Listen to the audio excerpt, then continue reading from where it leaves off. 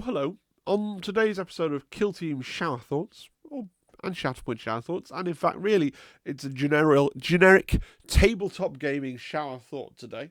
Okay, we're going to ask the question: are official map packs more fun?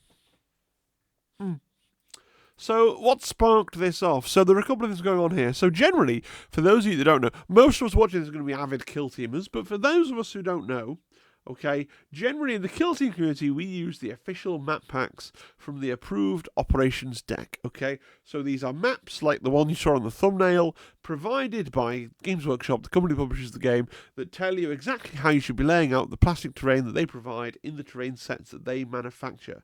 Right, it is a fully contained, pre-prepared gaming experience. Sometimes we use third-party map packs, okay, which is interesting in and of itself, to use the older terrain from the previous edition in the new version of the game. And even then, it tends to be that a community leader, someone like Can You Roll a Crit, will create a map pack and people will adopt it. Shatterpoint, a game that I'm starting to play more of at the moment. You may have noticed on the channel. Generally, it's creeping in through the battle reports, but we might start to do general Shatterpoint videos, 1 a week, alongside Kill Team, sooner rather than later. It does not have a culture of predetermined map packs. There are some articles in places like Goonhammer where they say these are what we think make good tournament map packs. But as far as I know, you go to an event, generally just the TO has made the maps, right? But certainly there's no maps from the company. And on a recent episode of Recollections of Battle, not the last one that just went up yesterday that's about Shatterpoint, but the one 2 weeks before that was about Shatterpoint, I mentioned this about maps and kind of feeling like I'm not sure if the terrain we were playing on was quite right, or if it gave my opponent a mechanical advantage. And wouldn't it be great if this game had official maps just like Kill Team did? And in the comments, I got some people saying, yeah, you're probably right, map packs are great. I also got some people pushing back and saying, yeah, I don't like maps, I find them annoying, boring, this, that, and the other. So that's cool. Whenever you get a different opinion like that about something where you think it's kind of like, well, obviously this would be better, and if people are like, actually, no, would it? Right? That's something that's cool, interesting, you should unpick and try and understand. So today we're going to have a little bit of a ramble of, do map packs make the game more fun? And there is a problem with map packs, right? So those of you that have ever played a video game will probably recognise the map on the screen right now. This is DE_Dust2 from seminal first-person shooter game Counter-Strike, right? Possibly the most popular map in one of the most popular video games. People have played this map for decades and decades and decades, and they know every square centimetre of it, and they have all these slang terms for the map. So, and this map here that I found is annotated. It's kind of like a crib sheet for some of those. So you got like T spawn, where the terrorists spawn, and you go down T ramp, and then you get to the outside tunnels, and you're upper B, and then maybe you'll crouch behind B car, right? Or maybe you'll go to the hole, or maybe you'll hide around in the back of B, right? Or maybe you'll camp at the B doors, where you can overlook the CT spawn, which is next to the double doors, which lead into mid, okay, which is comprised of mid and the top of mid, and you've got the catwalk and short and stairs and the bricks and an A and the back of A and the cars and long A and the pit and the long double doors and outside long and all these things, right? And so if you're playing a game of this first-person shooter game on this map, if you're new to Counter-Strike and you load up this map and there's experienced players playing on a public server, like the barrier to entry for a brand new player is 8 foot tall and made of lasers, right? Because they know this map like the back of their hand, arguably better than the back of their hand, because how much time do you actually spend, guys, looking at the backs of your hands compared to staring at the screen when you're playing a video game? And I totally understand the drive that says, hey, we don't want map packs, because they provide another way for people with too much time on their hands to grind and grind and grind and learn and learn and learn. And, ever played one of these games, you'll be like, oh, that's a cool hiding place. And then somebody that knows the map will come in and they will reflexively check what you think is the oh-so-cool hiding place that's just occurred to you, because There's nothing new. There's no surprises. The angles are known, and it's exactly the same in Kill Team. People can play the same map over and over and over and over again, and especially in a mode like Into the Dark, they can get it down to like an American football play where they're like, okay, he's gonna go there, he's gonna go there, he's gonna go there, I'm gonna go there, I'm gonna place this barricade, exactly here, and then I'll be able to get here, and he'll be able to get onto the point, and he'll be pushed an inch off here, and you can pre-work out so much of what's going to happen in the game, and that's bad for new players. And I totally understand that, and I get behind it.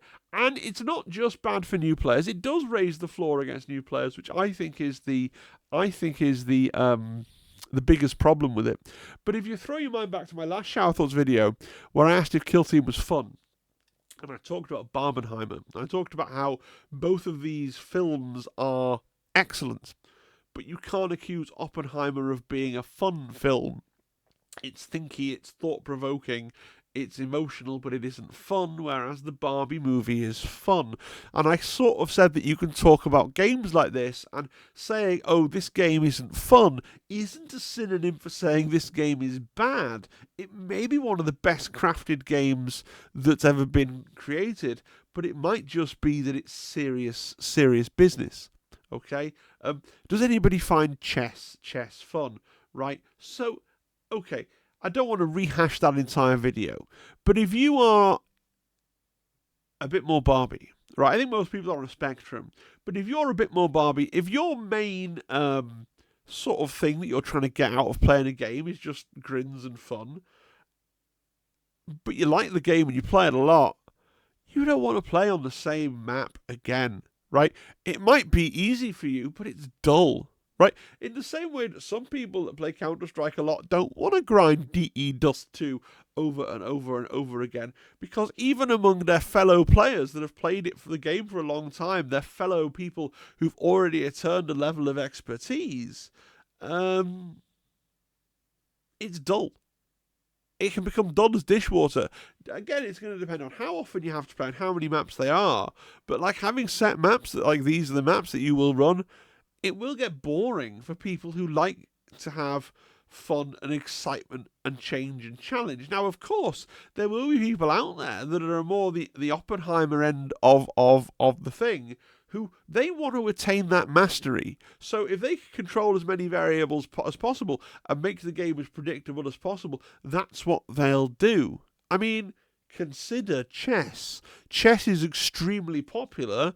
It doesn't change. It doesn't have terrain. It doesn't have random extra patches that come out. People like that game who like that game because it's a thing that they can attain the mastery of, right? And there are people who approach Kill Team that way, and those people should love maps. So maybe maps are just another thing that fills into this spectrum of, do you want your game to be a fun, a fun ephemeral experience where everyone's laughing and joking all the time, or do you want to attain do you want to showcase your mastery? Do you want to attain mastery of that system? Is that what brings you joy, right? And I'm not saying either of those things are wrong. Okay, I'm just saying that the dichotomy of how people enjoy games exists in the same way the dichotomy of the way people enjoy movies exists, right? But all that said, right, all that front-loaded, terrain guidance is really important, because and I've taken an example from 3 games that I've played here, right? How terrain is supposed to be set up really, really, really makes your models vary wildly in usefulness. So I'll take an example. Bottom left, we got the woodland creature rule from the Middle-earth strategy battle game. Most elves have this woodland creature rule, so we'll read it together. An infantry model with this special rule may move through woods and forests that are classified as difficult terrain as if they're open ground. This doesn't mean they can automatically climb terrain in those areas, nor move through tree trunks or jump fallen obstacles. Now, that's a really powerful rule if your board has a lot of forests, and it's a pointless rule if your board has no forests. So it's really important to understand, is this just designed to be a funny flavour thing that the designers chucked on there, but that the elves are like balanced without? and then when they get to use it, it's an extra. So maybe there'll be one wood on your table sometimes. Or is it something that's been actively taken into consideration when putting in the points costs for the things that have it, and therefore it's kind of reasonable for your opponent to be like, oh well, I've got woodland creature, so can we at least get a couple of like Citadel Forests on the board so that my abilities that I've presumably paid parts of my points costs for do something. And that's one example. That's the most kind of obvious example of where it's really important to get some guidance, I think, from the company. It's like, what does the table supposed to look like? Right? Because it's going to really vary which units are strong. Okay, and then we'll go to the kill team example, which I'm sure is the most familiar to everybody here. Okay, you take a model like the Kazakin sharpshooter. He's hardly the only example, but he's an example. Okay, the Kazakin sharpshooter has a hot shot marksman rifle with a concealed profile, devastating 3, heavy, silent, concealed position. Now, the relative strength of this gun is going to depend on the layout of the map. If there's going to be a good sniper's nest, i.e. there's going to be somewhere which is a vantage point, which is easy for the sharpshooter to potentially start the game on, either in the deployment zone or with the pre-game move available to him, then he's going to be able to sit up there and potentially, threaten this once per game, or effectively it's twice per game. Because if you look at his profile, the first time you use it, you can use it on the concealed mode, but then you remain concealed until the second time you use it, right? Which, with the stationary profile, which is going to be the same thing, except you can't remain hidden. But you get effectively 2 shots. If you have a smoke grenade, you can make it effectively 3 shots, right? So his power is very much determined by how easy access he has to those good lines of sight on the board.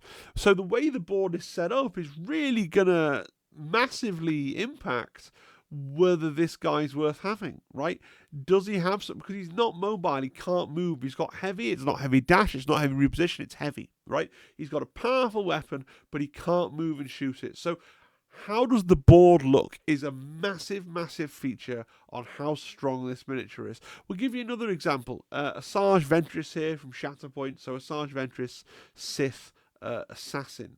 Now, she has a lot of access to jump, and in Shatterpoint, jump is the most powerful, most flexible kind of move, because you can jump out of combat, you can jump into combat, you can change elevation, you can do all sorts of things. So she has a couple of rules. Dathomirian dexterity costs you a force. Each character in this unit may jump.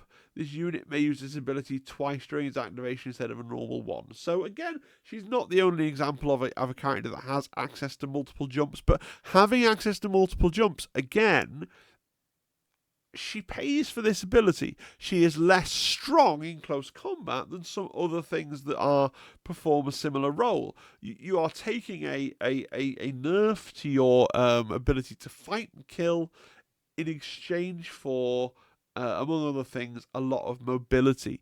Is that a trade-off that you want to make? Again, it depends on the table. Now, if you're playing a format where you have some kind of sideboard, okay, so maybe you're playing Kill Team with its roster system, or you're playing Shatterpoint in the Premier format where you are picking before the game for a pool of models, and you get to look at the terrain and then pick the appropriate models. Do you know, that's fine. If the game works like that, and that's part of the skill of the game, is looking at the terrain, looking at how it's been set up, and going, oh, hey, there's loads of really good shooting on this map and loads of place, I'll take my sniper, then fine, that's a good situation to be in, and Kill Team could cater for that. Kill Team actually has fixed maps, but it could cater for that. Shatterpoint, if you're playing a particular format, which I've never actually played, although keen to try it, you could have, I've got Asajj Ventress in one of my groups, and if I get the kind of table where I can see that all those jumps and pushes are going to be really useful, I'll sub her in instead of a more sort of simple character. Again, I think that could be a really good way of answering the question. But it seems strange to if you're playing a game where you are fixed list, right? Or even if you're playing a game with a sideboard and somebody I've got me one box of models. Lots of people will buy one box of Kazakin and assemble them one way and be stuck with that because they don't have the spare cash to go out and get the second box of Kazakin. Like, it's ridiculous to say that it doesn't have a massive effect on people, even people who aren't trying to grind out the game. So I think this is an argument in favour of, if not maps per se, because I do understand the thing about boredom, and I do understand the thing about it making it so that the elite players can practice and practice and practice and pull up the drawbridges a little bit. But we do need some guidance on how the tables should look, what the terrain density is like, and things like that. I think it's really important. And personally, I like to feel like I'm doing things properly. I want to know what the rules are. Maybe I have a touch of, I didn't call it, I've been handed a slight aside. We got improving books to read at work as part of a training day. Like, we got to choose a book from a short list of half a dozen, and I chose the book Surrounded by Idiots by Thomas Erickson, which is one of these systems where he attempts to divide all people into red people, blue people, green people, and yellow people. Don't know how much stock I put in it or not, but maybe it's because I have a touch of the blue person mentality about me, right? I just like there to be these rules, and the rules should be adhered to, and things should be done in whatever the proper way of doing the thing is. Maybe I have a tiny, slight speckle of autism. I don't know what it is, but I just like to feel like I'm doing things properly. Okay? Even though I tend to think in my soul I'm more Barbie than Oppenheimer, I do play games to have fun and to socialise with my friends. I don't have any desire for games to have maps, because I want to grind out the maps and attain mastery of them. In fact, my ideal scenario is that there are hundreds of maps, right? So that I never have to play each map more than once, but that each map carries the stamp of officialdom upon it, so that I know that when I'm using the map, I'm getting I'm not even going to say a fair experience, but an experience in line with what the game's developer had in mind. And hey, if I play it, and I go, look, this sucks, right? These maps that they think the game is played on, I don't find them fair and balanced. I can walk away from the game and play a different game, right? I don't have the drive in me. It's not my job. I'm not here to save Kill Team. There are people out there who think it's their job to save Kill Team, right? I'm going to come in and I'm going to get my own map packs, and I'm going to change the rules, tweak the rules, change the rules, tweak the terrain. Like, more power to you, but honestly, I don't want to be in the position of trying to save a game from the company that makes it. I just want the company to make it. Like, what is your creative vision, oh games designer? I'll give it a go, and if I enjoy it, I'll buy it and play it, right? And if I don't enjoy it, I'll move on, because there are so many other games out there. But just tell me what the game actually is. How did you playtest this? Are we supposed to have 1 forest, 2 forests, 3 forests, 15 forests? How much vantage do we have? How accessible should the vantage be? Where on the vantage should the cover, the ramparts be? Or, how much of a Shatterpoint map should be covered in terrain? How many of the objective markers should be on elevation, right? How easy should it be to find a ladder and an ingress point, right? Just tell me what's in your mind's eye, and tell me what's on your playtest tables, so that I can understand what the experience is that you're trying to package and sell me. Okay, and again, it's not because I want to become elite at the game, right? Rather, it's because I want to become moderate at the game, right? I suck at games. Okay, I do. I'm not trying to have a moan, but I suck at all games, right? I lose at Shatterpoint, I lose at Kill Team, I lose at Underworlds, I lose at Middle Earth, I lose when I play video games more often than I win, certainly. I lose when I play board games more often than I win. I'm sorry to say it, I am a loser when it comes to video games, board games, tabletop games. I don't have a good head for them. I enjoy them because I enjoy structured social time, right? I find a game is a great social lubricant, right? I do enjoy them on that level, but I am prone to analysing it a little bit because losing far more often than you win is exhausting. Right, even if you're primarily there, and I still put it to you, I'm primarily playing the game because I want to have fun and I want to socialize and meet my friends. But like, have this, I won't say argument, but have this discussion with Zimba fairly often because he goes, "Oh look, Phil, you always overthink things, you always dwell on things, you always get on your own way. Just play the game and have fun." And I did say to him tonight, actually, as I was driving home, like, it's easy for you to say that when you're winning most of the time, because it's easy to have a sort of oh yeah, that's fine, that's cool, I'll just do whatever, blah blah blah, I'll just pick whatever seems cool and do whatever seems cool, when it always seems to work for you, because you have this sort of innate almost unteachable seeming like aptitude for game playing. I don't have that, so I reflect and analyse on the game I played and try to work out, okay, how can I win every game I play? How can I suck a little bit less? Right? I think that's normal and natural and reasonable. And so, when I'm losing a game and then I reflect on the game, I want to be able to mentally outbox pondering if the map favoured one side or the other. I want to be able to mentally outbox that part. So that's just not a bit that I'm kind of thinking about and getting a bit kind of stressed is the wrong word, but getting a bit kind of like, oh, was that a bit? Was it this? Was it that? Did I do this? Do I need to tweak my list? Do I need to do that? Do I need to do this? Do I need to do that? And at least if the terrain is just like a thing that comes down and is as it is, then that's the puzzle to be solved. Then that's the thing. You can't change that. It's not something that you can tweak because it's been taken out of your control.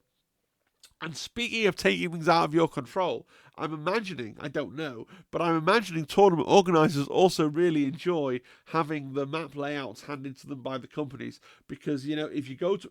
I'm not the only one that has this train of thought, right? You go, you play, you lose all your games, and then you think, oh, why did I lose all my games? And you think, oh, it's terrain. The terrain didn't favour teams like mine, right? It didn't favour a close combat team and I brought a close combat team, or it didn't favour a shooting team and I brought a shooting team, or it didn't favour an elf army and I brought an elf army, right? Or whatever it was. And so that, I think, is possibly the greatest good that we get from official map layouts. It's that you're no longer thinking, oh, did I lose that game because the terrain favoured my opponent? And we're not talking about the terrain favouring your opponent like when you were little kids and your friend was like, oh, don't worry, I've set us up a table, and the table would be like, I have 5 inches of castle fortress walls on my side of the table, and you're in the mud over here, and you're going to walk across me slowly over this no man's land while I shell you into oblivion with my basilisks, right? I'm not talking about tables that consciously favour one person or the other. That's not my argument, right? Nobody that I play with would consciously set up a table so that they were going to win the game more easily. Like, that would be utterly pointless. And if they did, then more power to them. Winning is obviously more important to them than it is to me. But what I mean is tables that sort of accidentally or subconsciously favour a particular style of play over another, because that's what you believe the game is, right? I just want to know what the game is. I hope that's provided some clarity there. Now, one thing that's worth exploring a little bit further is it doesn't need to be maps. Okay, so to dig into something, an official app, right? I don't think it's ever going to happen. But for any of these games, an official app that spat out infinite valid maps according to an algorithm would be really fantastic. Yeah, it gives the guidance needed about how the designers feel a table should look, while sidestepping that D-Dust2 problem where people are just going to grind and practice the set maps over and over and over again. But I do think people that write games should, if not an app, maybe an app's too pie in the sky, too expensive, too hard to do, blah, blah, blah, blah, blah, sure. But they should provide, all the companies that make tabletop games should provide really detailed, prescriptive guidance for how a table should look.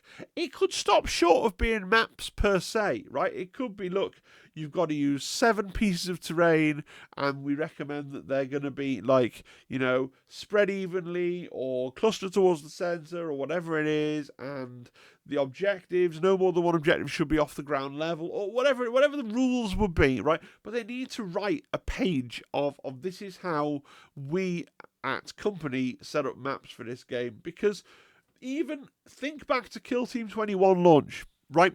We were pretty prescribed, actually, in terms of how much terrain we were supposed to use, because they went, here's the Octarius box, and you can build a fantastic table out of the content of this box. And even then, people got into, before we got that we all sort of settled on the TPT map packs, people got into a right tiz was about, well, how's the terrain supposed to go? Do we get a vantage point in the deployment zone? Do we get a vantage point within the drop of the deployment zone? Can the vantage points face inwards, or do they have to face outwards? How many objectives should one vantage point be able to overlook? Like, even when they say, no, this is the terrain for, this is what you use, even when they're that prescriptive, they still need to give us, I genuinely feel, all these kinds of games, just a bit more information on how they envisage the game was played when they was playtesting it. Please just tell me how to play your game. Final thoughts. I want to play the game in a way that I know the developers intended, so I know that I know what I'm trying to aim at, right, when I'm trying to work out how to win a game. Okay, I know that people, even saying the words, like, hopefully I've got this across. I'm not actually that try-hard guy that wants to be able to podium. I'm not trying to control as many variables as possible so that I can, demonstrate my mastery of the system. I just get tired of losing maybe 9 in 10 games. Right? I just want to improve a little bit, and I find it easier to think about the game and think about what I need to change when I can mentally outbox and say, it's the terrain is a fixed thing. That's, as night follows day, that's how the terrain's going to be. So we don't need to worry about that. And in fact, knowing the terrain is like this, and there's this percentage or not of platforms or forests or whatever it is, I need to think about the kinds of units that I'm going to take, because the terrain is what it is, right? That's what I want. So I realise, even having said all of that, at least somebody in the comments is going to go, oh, Phil, you need to relax and just have fun. And again, I put it to you, that's easier to do if you win as many games as you lose. Right? But all this saying, don't let it put you off commenting. I would like to hear your points of view. That's very important to me. Okay? This has been a long one and a bit of a weird one, but hopefully you've enjoyed it. Okay? And I want to say a big thank you to all my members, especially to Nightfall and Sam Troff, who are subscribed at the highest tier and are great supporters of the channel. Do consider joining them in membership. Consider subscribing, commenting, liking, etc., etc., etc., etc., etc., etc. YouTube. Rhubarb. Okay, I'll see you again next time. Cheery bye. Bye. Goodbye. Bye.